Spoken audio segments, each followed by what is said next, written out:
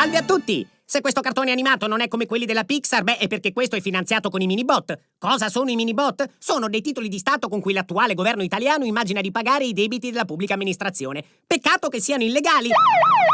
Confindustria ha paragonato i minibot ai soldi del Monopoli. Non è vero! Sono più come le monete di cioccolato. Squagliate, però!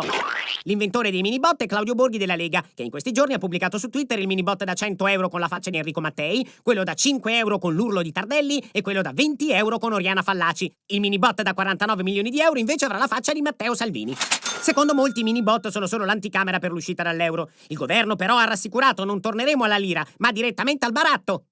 Guarda chi c'è! Mio padre! Sì, io sono uno dei suoi 60 milioni di figli, ma non abbiamo molte cose in comune. Io di lavoro faccio il comico, lui invece non lavora. Comunque lo intervisto nella puntata di stasera di CCN, non perdetevela! Oh mio Dio! Una grande nave! Ferma! Aiuto! Vai via! Questa non è Venezia! Sigla! Papà, ma non avevi detto di aver chiuso i porti?